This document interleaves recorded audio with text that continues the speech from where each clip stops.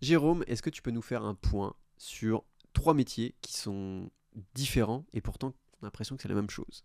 C'est l'expert comptable, le fiscaliste et l'ingénieur en fiscalité. Est-ce que tu peux nous faire un point? Pourquoi? Pour qui? Quand on va voir ces personnes-là? C'est une très bonne question. L'expert comptable, on va le voir quand on ne sait pas faire de comptabilité. Je rappelle qu'il n'est pas obligatoire. C'est juste que si on ne sait pas faire de comptabilité, il faut un professionnel pour sortir un bilan. Donc lui, il va normer l'activité du chef d'entreprise de façon fiscale. C'est-à-dire qu'il va comptabiliser les éléments, normer tout ça selon les lois, et derrière, il va sortir donc un feuillet fiscal qu'on appelle un bilan, et après, on analyse les datas du bilan. Si on caricature, il regarde ce qui rentre, ce qui sort, et il en fait un papier Voilà. avec Cohérence, vraisemblance. Voilà, pour valider tout ça. Mm. C'est son travail. Ensuite, le fiscaliste, donc j'entends l'avocat, fiscaliste, lui, il est dans une autre démarche. Le plus souvent, il va protéger le client en cas de redressement, de plainte d'un client. Voilà. Il va défendre son client et peut analyser et faire des statuts. Il va aller gérer, va créer peut-être un écosystème, mais pas du tout efficient puisqu'il n'a pas l'analyse d'avant de l'expert comptable. D'accord ? Donc, c'est des approches qui sont similaires finalement, mais totalement différentes dans le résultat. Donc, l'avocat fiscaliste ne se base pas trop sur les chiffres, on va dire, si je caricature. Non, c'est ça. Le métier d'expert comptable, c'est tout ce qui est côté les chiffres. Le fiscaliste, ça va être rester dans des normes, dans des lois. Voilà. De son interprétation à lui. Ok. Donc, et les jurisprudences. Et les jurisprudences. Et il va rester un petit peu dans le secteur, quoi. Si on peut prendre une page blanche, il va essayer de rester au milieu. Et il ne connaît pas tout l'attrait et l'art de la fiscalité. Mais dans quelle situation on va le voir? Alors le plus souvent, on fait appel à lui en cas de redressement. D'accord. Déjà, là, le plus souvent, c'est un gros du travail. L'avocat fiscaliste, il est là pour aller trouver la faille, pour réduire le redressement. D'accord. Là, déjà, il peut conseiller. Est-ce que mes statuts sont bons? Est-ce que vous pouvez les faire? Est-ce que mon montage, il est bon? Est-ce que je choisis le bon statut, le bon véhicule? Alors ça, il va pas le prendre parce que déjà, il coûte très cher. Et il ne va pas faire cette cohésion pro-perso et objectif. On est quand même dans du standard. L'expert comptable et l'avocat, ça reste quand même standardisé. Mais il connaît quand même la fiscalité. Comparé à oui. l'expert comptable, lui ne connaît pas la fiscalité. Ou très peu. Alors, il connaît la fiscalité dans son domaine. Dans son domaine. Mais le plus souvent, on a beaucoup de cabinets d'experts comptables qui ont des avocats pour trancher sur des décisions. N'importe quel gros cabinet comptable a un service juridique. Exactement. Donc là, son avocat ou alors partenariat avec un cabinet d'avocats pour aller essayer de résoudre un problème. Le plus souvent, c'est des problèmes un peu plus spécifiques, réservés à des grosses entreprises, des grandes PME. Si le plus souvent, moi, je les ai vus en redressement, en calcul de plus-value, malgré que ce soit des chiffres, les experts comptables faisaient valider le calcul par des avocats, si la loi était conforme au calcul. D'accord. Et en fait, l'ingénieur en fiscalité, lui, il connaît tout. Il doit savoir la comptabilité, la fiscalité et les lois. C'est un peu le nouveau métier, quoi. C'est-à-dire qu'on le voit le plus souvent. Mon avocat s'est trompé, mon expert comptable s'est trompé. Ben oui, parce qu'en fait, c'est pas qu'ils se sont trompés, c'est qu'ils n'ont pas regardé dans la bonne direction. C'est l'expert comptable voit à droite, l'avocat voit à gauche et l'entrepreneur il voit tout droit. Donc déjà il y a un gros décalage et forcément quand le coup près tombe, forcément oui, ils sont pas sur la même longueur d'onde. Ils travaillent comme tu l'as dit, chacun dans une direction, ils ne travaillent pas en même temps pour l'entrepreneur. Et surtout, ils se basent pas.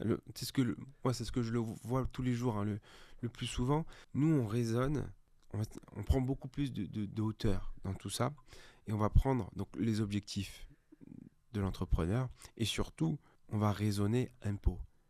Si j'étais contrôleur des impôts, je prends la casquette du contrôleur des impôts, après je prends la casquette du contrôleur des URSSAF, où est-ce que j'irai chercher la faille du système? Oui, parce que ça, l'expert comptable, rappelons-le, son but n'est pas de vous faire gagner de l'argent. Le fiscaliste, bah, peut-être un peu plus, parce qu'il va vous aider peut-être sur des montages, mais il va pas beaucoup plus vous aider. Il va rester dans les grandes lignes ou des choses assez larges. Tandis que toi, ton rôle est justement d'aller optimiser chaque centime, d'aller trouver chaque centime qu'on peut garder dans sa poche en payant le moins d'impôts possible, tout en restant dans la légalité. Et en observant justement une chose qui est importante, que les deux autres personnes n'ont pas posé comme question, d'aller voir la partie personnelle. C'est bien ça? Oui, en fait, c'est un tout. C'est ça que les gens ne comprennent pas. C'est que quand on est chef d'entreprise, quand on est entrepreneur, eux, c'est pas des entrepreneurs. Déjà, il y a un décalage. Je le rappelle, un expert comptable, un avocat, c'est pas un entrepreneur. Opportuniste, peut-être. Entrepreneur, jamais de la vie. D'accord? Un entrepreneur, il doit penser vision 360, il pense déjà à demain. Donc, l'expert comptable pose des questions d'hier, du bilan d'avant, mais nous, on est déjà à l'année d'après. L'avocat, il pense à aujourd'hui, ah bah qu'est-ce qui se passe aujourd'hui? Et nous, notre rôle, c'est d'éviter les pièges de demain. Dire, attention, avec tout ce qui s'est monté, qu'est-ce qui va se passer? D'accord? S'il y a un contrôle, S'il y a un s'il y a un contrôle contrôle, URSSAF, contrôle fisc, voilà. qu'est-ce Là, que... c'est pas optimisé. Là, il faudrait aller chercher ça, il faudrait aller chercher ça. C'est toute... c'est une symphonie, quoi. Et on va jusqu'au bout. C'est un peu en fait, l'ingénieur, c'est un peu le maître d'orchestre. C'est ça. C'est le médecin généraliste. On va donner l'ordonnance. Et on va jamais... moi, je me suis fait opérer des ligaments croisés. C'est pas mon médecin généraliste qui m'a opéré. Hein. Non. Par contre, c'est lui qui m'a dit d'y aller. Il m'a dit attention. Bon, pour le cas, mon genou était tout pourri. Mais faut aller voir le chirurgien. Et donc, sans ça, sans cette information-là, j'y serais jamais allé. Et on voit beaucoup, j'analyse beaucoup de bilans pour les sociétés, je suis effaré de voir toutes les failles du système qui ont été oubliées et qui peuvent coûter très très très cher aux entreprises, qui peuvent faire couler leur boîte. Mais ça, c'est des erreurs de comptable, d'avocat, c'est un mix de tout. Est-ce que finalement, c'était pas leur métier? Est-ce que c'est pas leur rôle? Oui. C'est notre rôle en fait de le faire, de le trouver, de rassembler toutes les données et de se dire bon maintenant, comment on fait? Encore une fois, la partie personnelle rentre en jeu, les objectifs. J'ai eu des personnes où je leur dis c'est quoi votre objectif? On déroule la pelote de laine, hein, c'est long. Hein. Il y a des fois où le client il veut pas tout nous dire et à la fin on a l'information, quoi qu'il arrive, parce que je suis buté donc j'irai jusqu'au bout.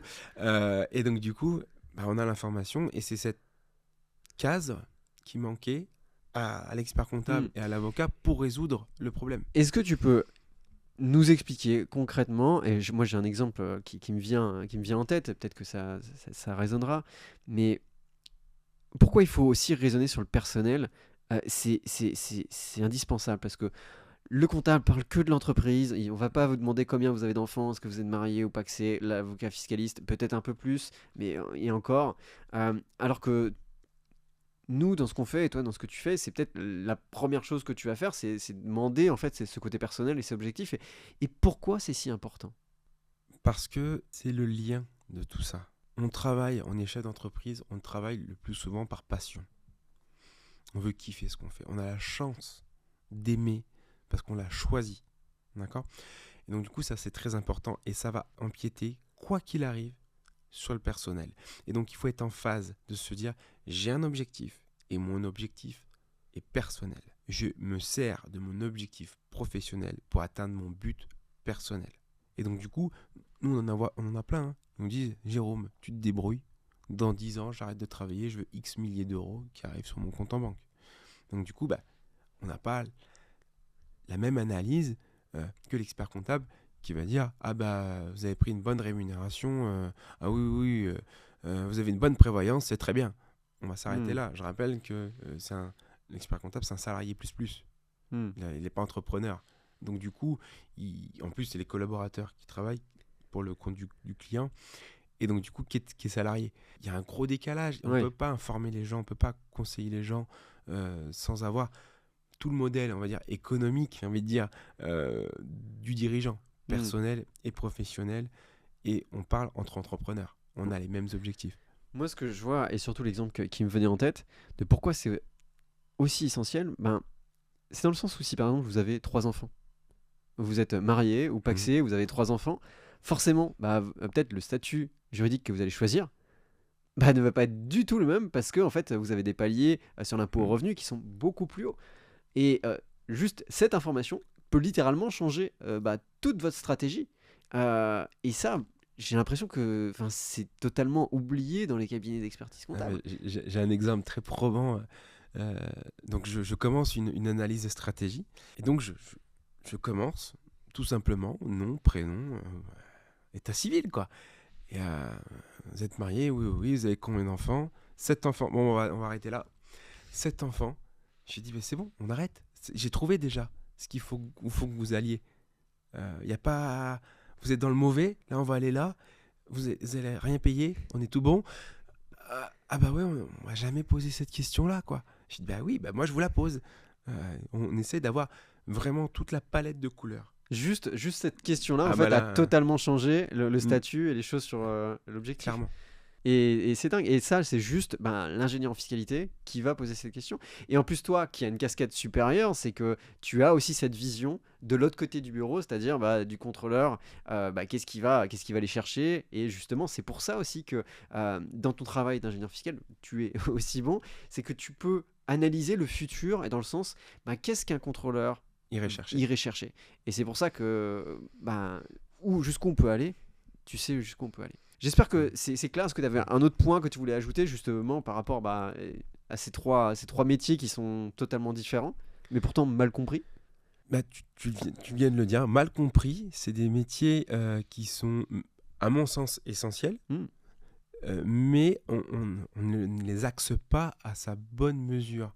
On va demander un conseil, c'est pour ça qu'il y a des métiers qui existent, hein, pour ça, hein, d'investissement à un expert comptable, par exemple, alors qu'il y a des conseillers en gestion de patrimoine qui existent. Par exemple, tout bête, on n'a pas parlé de cela. L'avocat, on va le voir, mais peut-être que potentiellement, il y a d'autres personnes qui peuvent répondre parce qu'ils sont spécialisés dans le domaine. Ouais.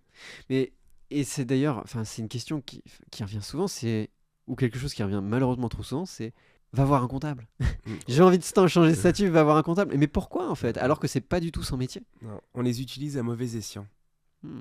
On les utilise à mauvais escient. Il faut vraiment oublier ce que tu viens de dire. Il faut penser déjà, à la temporalité. L'expert comptable ne peut pas vous dire quelque chose qui va arriver puisqu'il analyse le passé. L'avocat va analyser le présent, donc il ne peut pas vous dire ce qui va se passer. Et nous, on est là pour finir le travail, finalement. On fait l'injointure entre tout ça. On fait la jointure entre tout ça. On dit ok, et on avance. On peut même aussi aller chercher aussi l'analyse des conseillers en gestion de patrimoine, des notaires, parce que tout est lié. Hein. C'est aussi Bien sûr. d'autres métiers qui sont liés, mais encore une fois, à mon sens, Là ils ne sont déjà, pas utilisés voilà, comme jusqu'à il se fallait. pour une grande partie de la population, on va dire, ça suffit. Si on arrive sur des patrimoines peut-être plus élevés ou des choses comme ça, à aller voir des conseillers en patrimoine et un notaire derrière spécialistes dans ça, leur des domaine. spécialistes dans leur domaine, fait totalement sens. Mais bon, on va dire qu'une grande partie des personnes, c'est déjà beaucoup. Mais écoute, merci Jérôme Merci. de faire un point sur ton métier et qu'est-ce qui fait que c'est différent et de ce qu'on fait aussi est différent de nos analyses qui sont en profondeur et un accompagnement qui est personnel justement parce que c'est totalement nécessaire pour créer une vraie et bonne stratégie. Merci à toi. Merci.